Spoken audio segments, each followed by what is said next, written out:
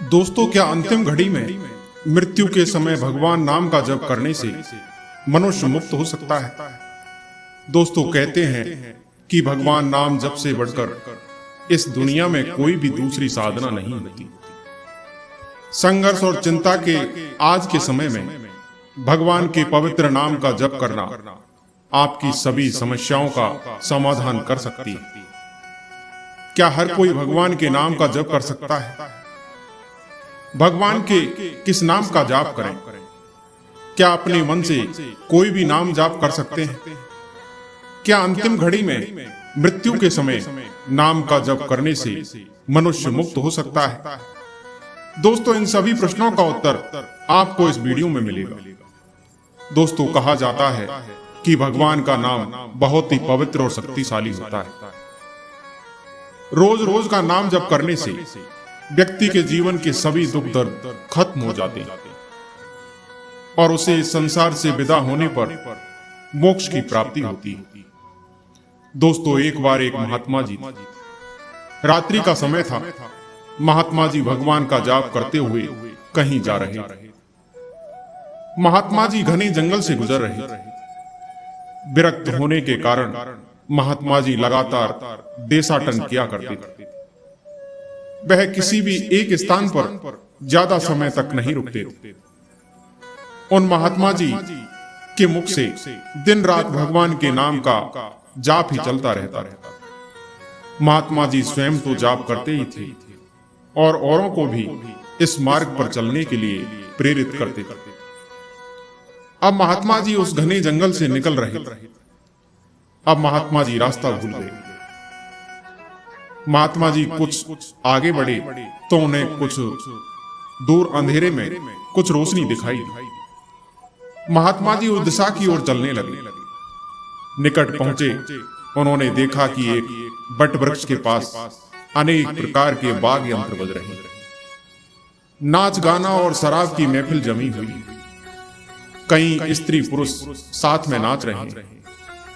महात्मा जी ने जब उनके पास जाकर देखा तो उनको महसूस हुआ कि यह मनुष्य नहीं बल्कि प्रेत आत्माएं। उन महात्मा जी को देखकर एक प्रेत ने उनका हाथ पकड़ा और कहा, अरे मनुष्य, हमारे राजा तुझे बुला रहे हैं, चलो मेरे साथ राजा के पास।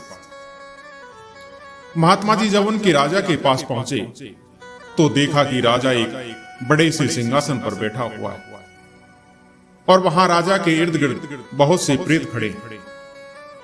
राजा ने कहा, तुम यहां क्यों आए हो? हमारी प्रेत मंडली आज मदमस्त है। इस बात का भी तुमने विचार नहीं किया? तुम्हें क्या मौत का डर नहीं है? महात्मा जी मुस्कुराते हुए बोले, मौत का डर और मुझे? राजन, जिसे जीने का मोह ही ना हो उसे मौत का डर कैसा? हम साधु लोग तो मौत को आनंद का विषय मानते हैं। राजा ने कहा कि तुम जानते हो हम लोग कौन हैं? महात्मा जी ने कहा कि मैं अनुमान लगा सकता हूं कि आप लोग प्रेत आत्मा।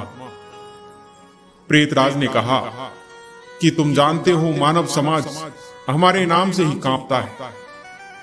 महात्मा जी ने कहा, प्रेतराज, मुझे मनुष्य में गिनने की गलती मत करना।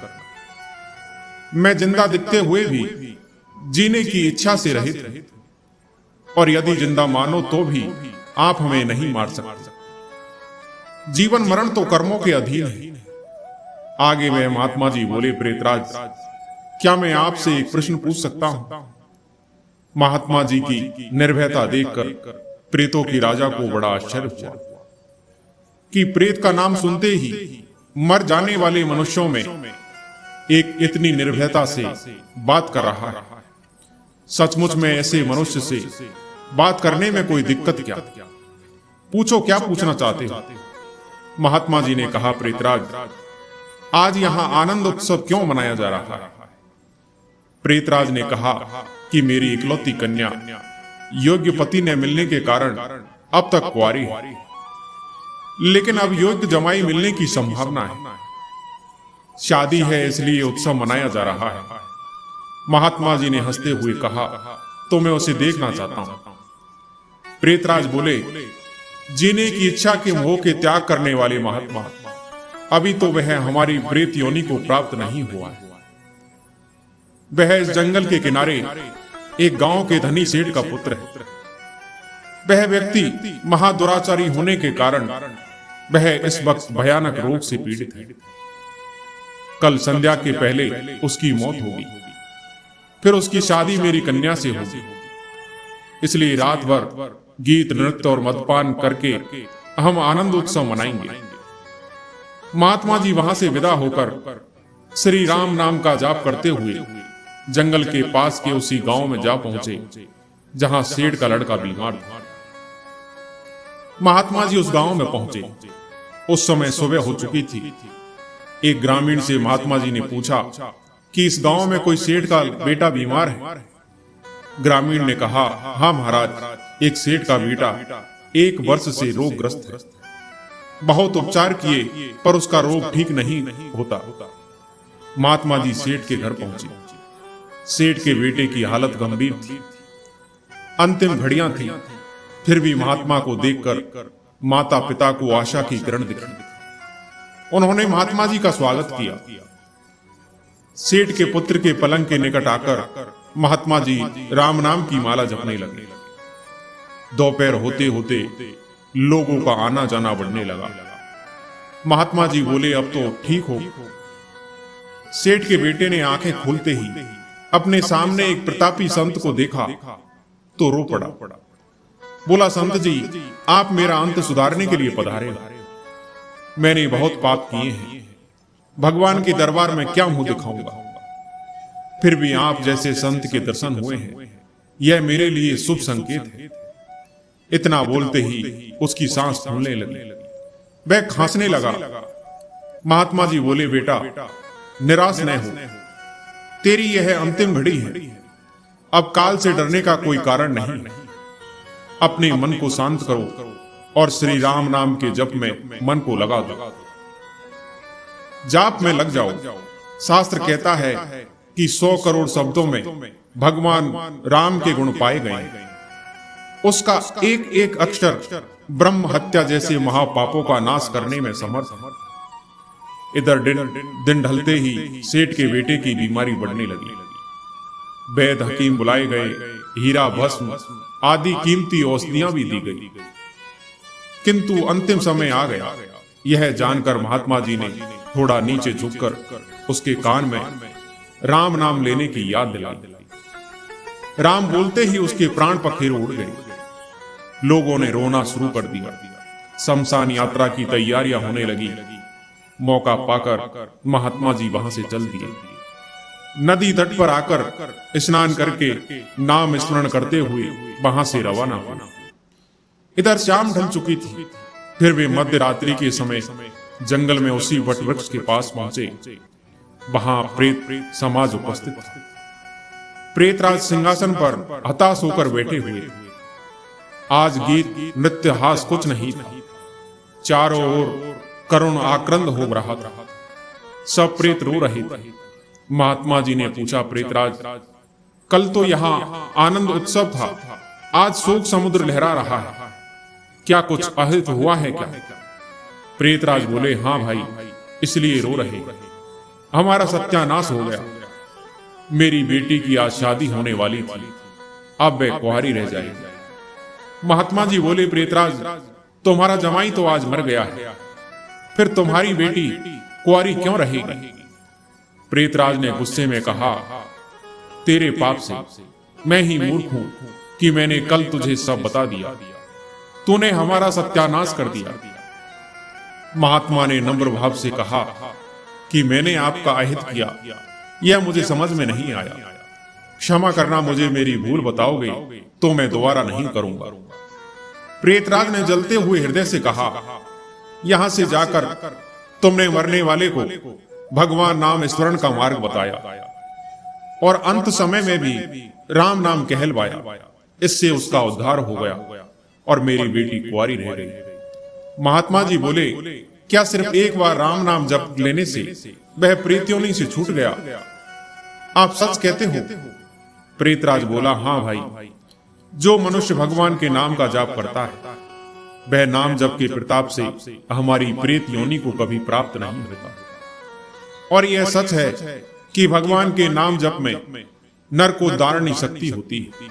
भगवान के नाम का यह प्रताप सुनकर महात्मा जी की आंखों से प्रेम के आंसू बह निकले और महात्मा जी वहीं पर भाव समाधि में लीन हो गए और उनकी आंखें तब खुली जब वहां पर प्रेत समाज उपस्थित नहीं था। महात्मा जी के वटवृक्ष के नीचे भगवान नाम जप करने से उन सभी प्रेत आत्माओं को मुक्ति मिल चुकी थी। इधर बाल सूर्य की सुनहरी किरणें वटवृक्ष को शोभायमान कर रही थी। फिर महात्मा जी वहां से उठे और भगवान का स्मरण करते हुए अपने रास्ते पर चल दिए। ऐसा कहते हैं कि भगवान नाम जप करने वाले व्यक्ति को उसके अभिमान, लालच, वासना, क्रोध और द्वेष जैसी भावनाओं का भी अंत हो जाता है। दोस्तों, भगवान नाम जप ईश्वर शक्ति का आहार है। जैसे हम अतिथि को प्रसन्न करने के लिए स्वादिष्ट पकवान परोसते हैं, वैसे ही ईश्वर को रिझाने के लिए एकाग्रचित्त और श्रद्धा भाव युक्त किया हुआ नाम जप बहुत ही श्रेष्ठ आध्यात्मिक भजन है। दोस्तों, ईश्वर सर्वशक्तिशाली है, लेकिन भगवान का नाम जप भी कम शक्तिशाली नहीं है। इसके बारे में भी भगवान की एक सुंदर कथा है। आइए इसे भी जान लेते हैं। दोस्तों, एक बार हनुमान जी ने अपने आराध्य भगवान श्री राम से अपनी माता अंजना के दर्शनार्थ जाने की आज्ञा मांगी। प्रभु ने उन्हें सहर्ष आज्ञा प्रदान कर दी। हनुमान जी अपनी माता के दर्शनार्थ जाने वाले थे। उसी समय काशी नरेश भगवान श्री राम के दर्शनार्थ आ रहे थे। मार्ग में उनकी नारद जी से भेंट हो जाती। काशी नरेश ने नारद जी को प्रणाम किया। नारद जी ने पूछा कि काशी नरेश, तुम कहां जा रहे हो? काशी नरेश ने उत्तर दिया, नारद जी, मैं प्रभु श्री राम के दर्शन करने के लिए उनकी राज्यसभा में जा रहा हूं। यह सुनकर नारद ने कहा, मेरा एक कार्य करोगे?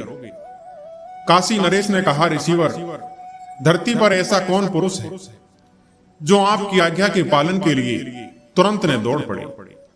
आप आज्ञा प्रदान करें।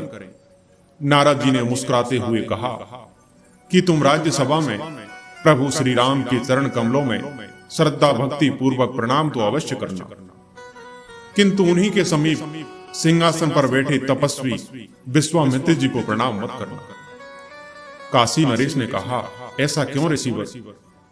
नारद जी ने उत्तर दिया कि एक राजा को दूसरे राजा को प्रणाम शोभा नहीं देता।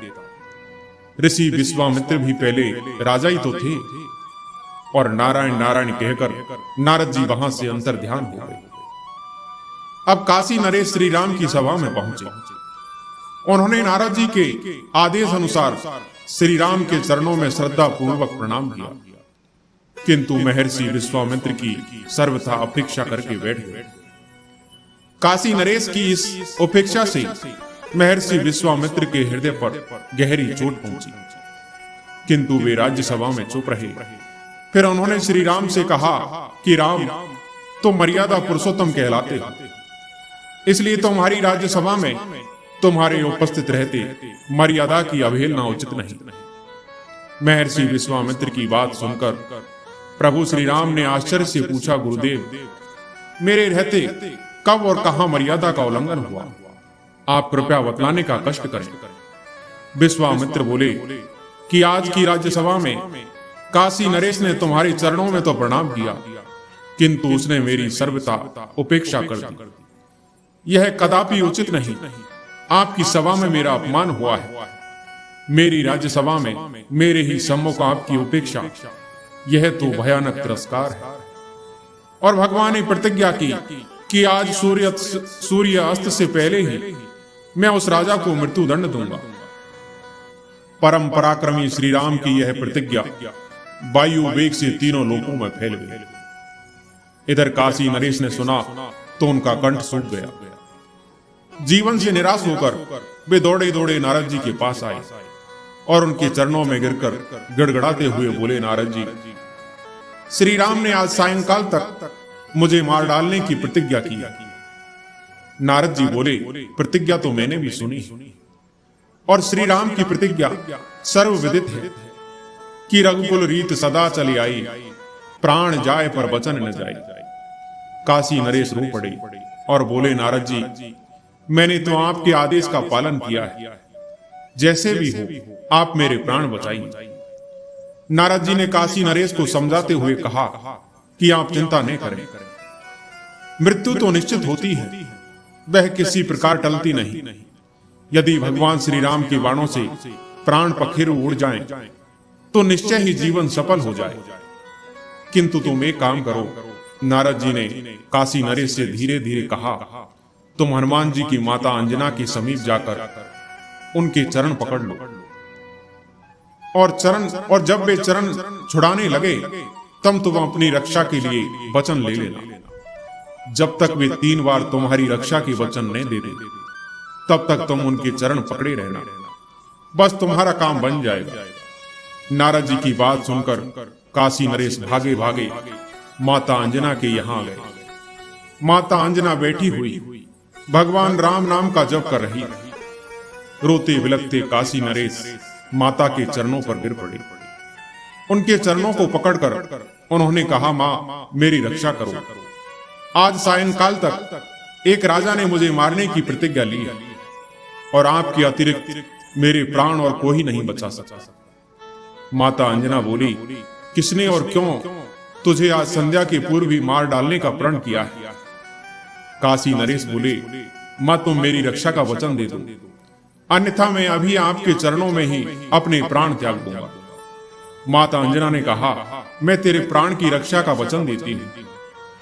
फूट फूट कर रोते हुए काशी नरेश ने अधीर होकर पुनः प्रार्थना की कि मां मुझे संतोष नहीं हो रहा है, मेरे विश्वास के लिए यही बात 3 बार कह दो, मैं तेरे प्राण की रक्षा का वचन देती हूं।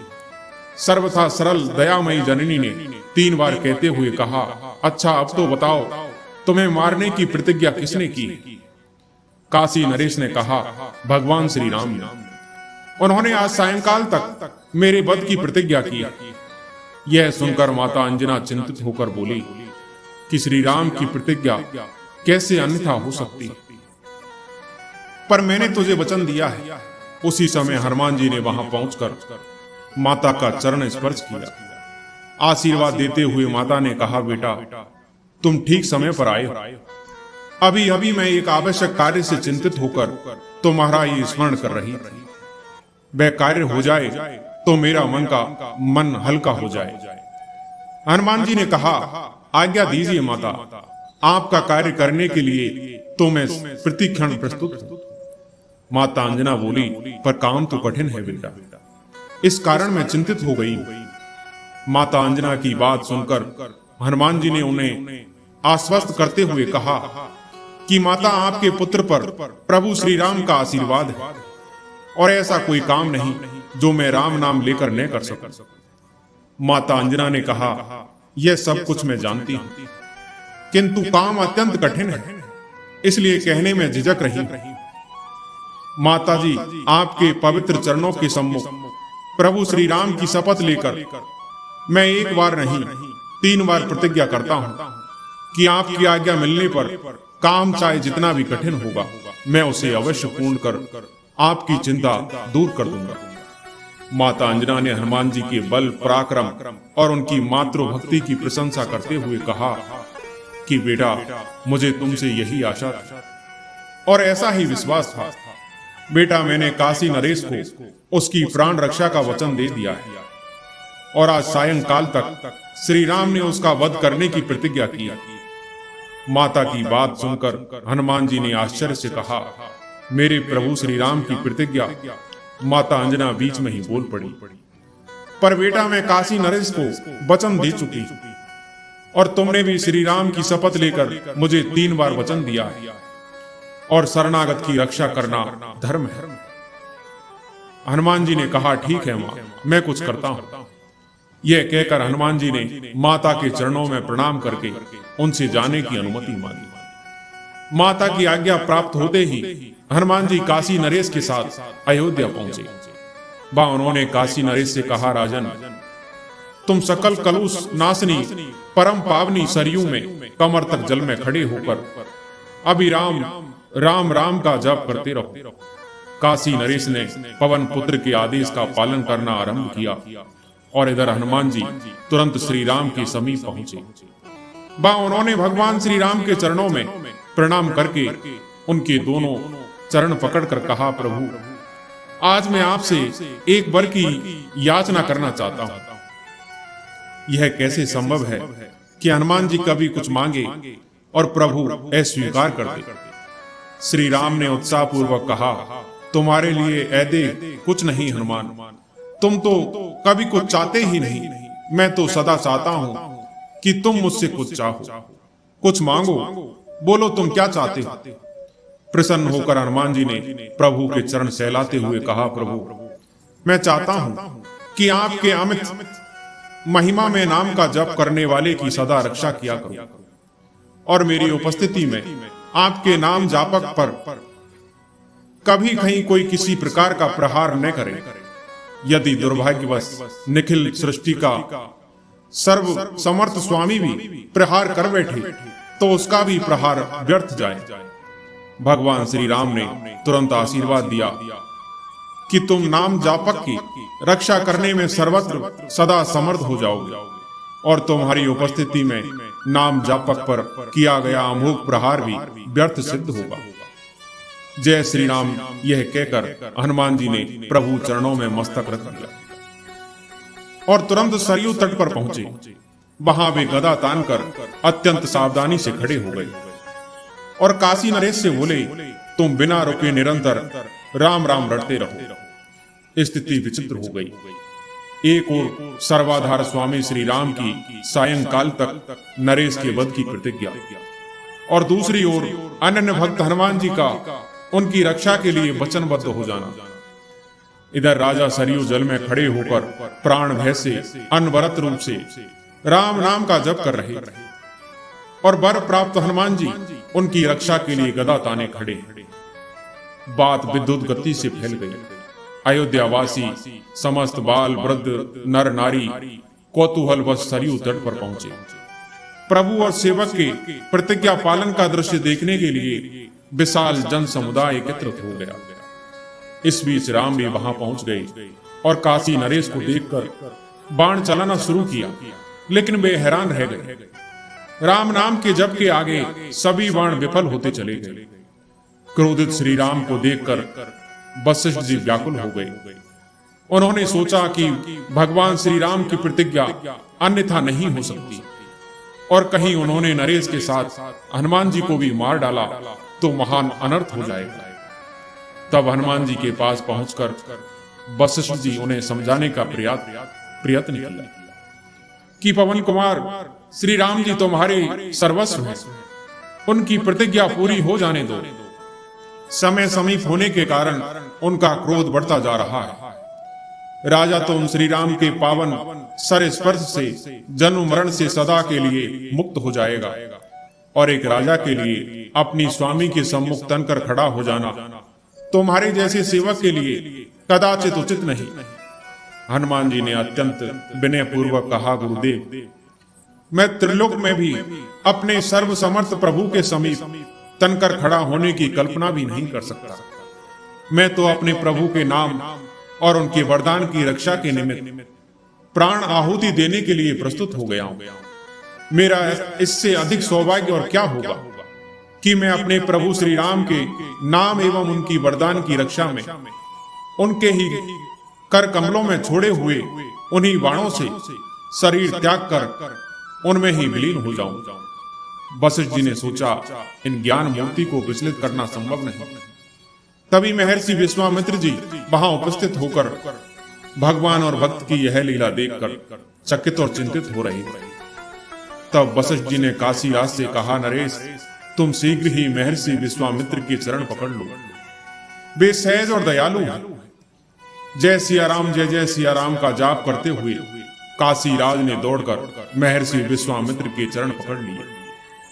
उनके आंसुओं से महर्षि के चरण आर्द्र हो गए।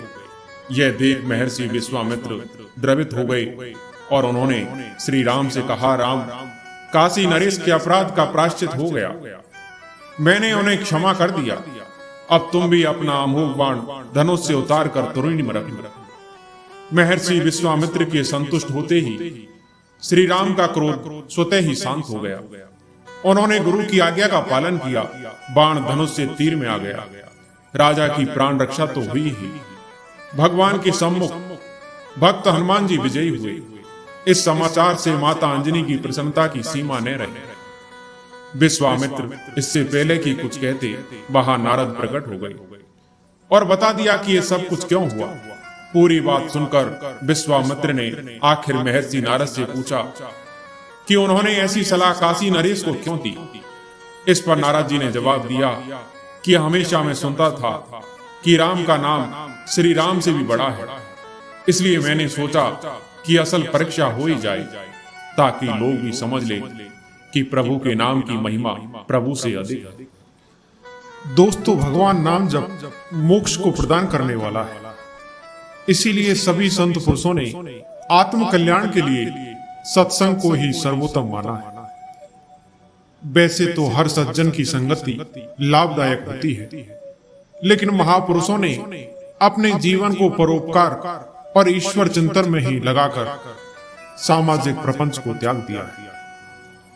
उनके उपदेश सुनने अथवा उनके समीप बैठने से मनुष्य के विचारों में निर्मलता आती है, उनके विचार शुद्ध हो जाते हैं। सत्संग के प्रभाव से ही मनुष्य को ज्ञान की प्राप्ति होती है।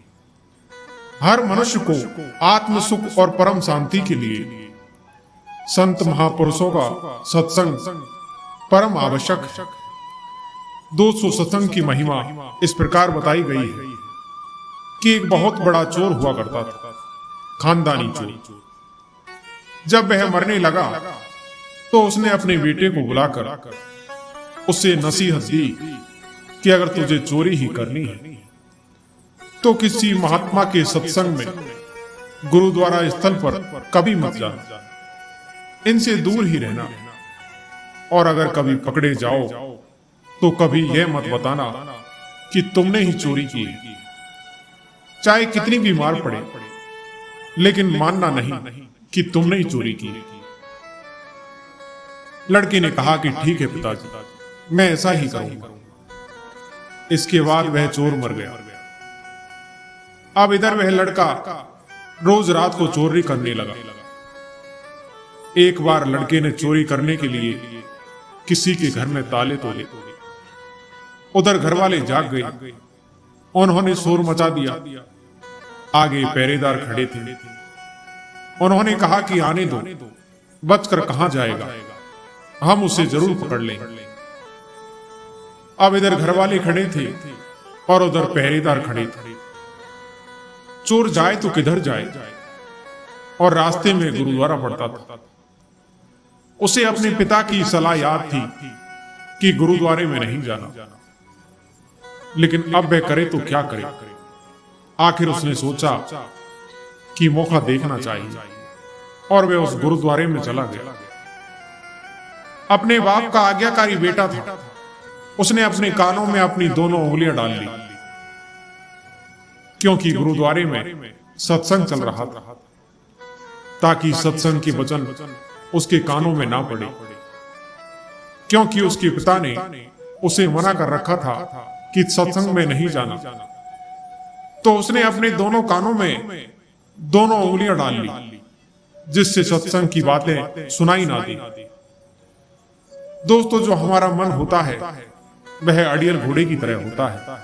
इसे जिधर से मोड़ो उधर ही जाने लगता है। कानों को बंद कर लेने पर भी उस चोर के कानों में यह वचन पड़ गए कि देवी देवताओं की कोई परछाई नहीं होती। वहां पर सत्संग चल रहा था और उसने अपने कान बंद कर रखे थे।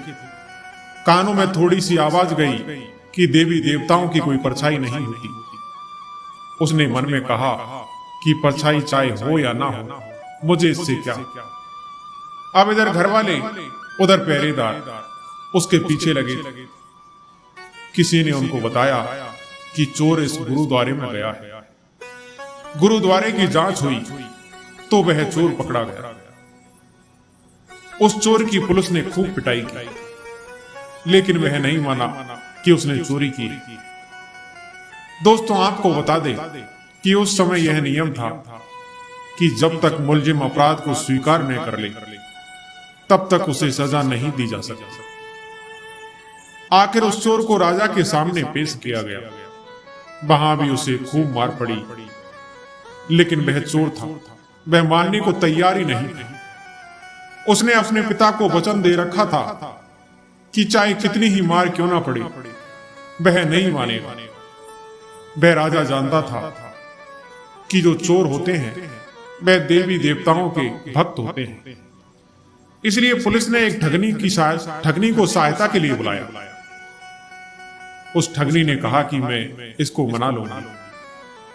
उसने एक देवी का रूप धरकर 2 नकली वाहें लगाई, चारों हाथों में 4 मसाल जलाई और नकली शेर की सवारी की। अब क्योंकि वह पुलिस के साथ मिली हुई थी, इसलिए जब वह आई तो उसके कहने पर जेल के दरवाजे कड़क कड़क कर खुल गए। दोस्तों, जब कोई आदमी किसी मुसीबत में फंस जाता है तो अक्सर अपने इष्ट देव को याद करता है। इसलिए चोर भी देवी की याद में बैठा हुआ था कि उधर अचानक दरवाजा खुल गया और अंधेरे कमरे में एकदम रोशनी हो गई। उस देवी ने खास अंदाज में कहा कि देख भक्त, तूने मुझे याद किया और मैं आ गई। तूने बड़ा अच्छा किया कि तुमने अपना अपराध स्वीकार नहीं किया। अगर तूने चोरी की है तो मुझे सच सच बता दे। तुझसे मुझसे कुछ भी मत छुपाना, मैं तुम्हें फौरन आजाद करवा दूंगा। चोर देवी का भक्त था। अपने इष्ट को सामने खड़ा देखकर बहुत खुश हुआ और मन में सोचने लगा कि मैं देवी को सब सच सच बता दूंगा। वह बताने को तैयार ही हुआ था कि उसकी नजर देवी की परछाई पर पड़ गई। उसको फौरन सत्संग का वचन याद आ गया कि देवी देवताओं की कोई परछाई नहीं होती। उसने देखा कि इसकी तो परछाई है। वह समझ गया कि यह कोई देवी नहीं है, बल्कि मेरे साथ कोई धोखा है। वह सच कहते कहते रुक गया और बोला, मां, मैंने चोरी नहीं की। अगर मैंने चोरी की होती तो क्या आपको पता नहीं होता? इधर जेल के कमरे के बाहर बैठे हुए पहरेदार उस चोर और ठगनी की बातचीत नोट कर रहे थे। उनको और ठगनी को विश्वास हो गया कि यह चोर नहीं है।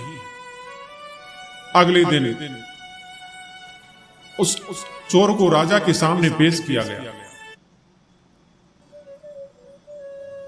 राजा ने उसको आजाद कर दिया। जब चोर आजाद हो गया तो सोचने लगा कि सत्संग का एक वचन सुनकर मैं जेल से छूट गया। अगर मैं अपनी सारी जिंदगी सत्संग सुनने में लगाऊं तो मेरा तो जीवन ही बदल जाएगा। अब वह प्रतिदिन सत्संग में जाने लगा और चोरी का धंधा छोड़कर उसने किसी संत महापुरुष की शरण ले ली। इससे धीरे धीरे वह खुद भी एक संत महापुरुष बन गया। कहते हैं कलयुग में सत्संग ही सबसे बड़ा तीर्थ है। दोस्तों, सदैव प्रसन्न रहिए। जो प्राप्त है वो पर्याप्त है। जिसका मन भगवान में मस्त है उसके पास समस्त है। पूर्णता वही मौजूद नहीं है। आप हमेशा बेहतर कर सकते हैं और आप हमेशा आगे बढ़ सकते हैं।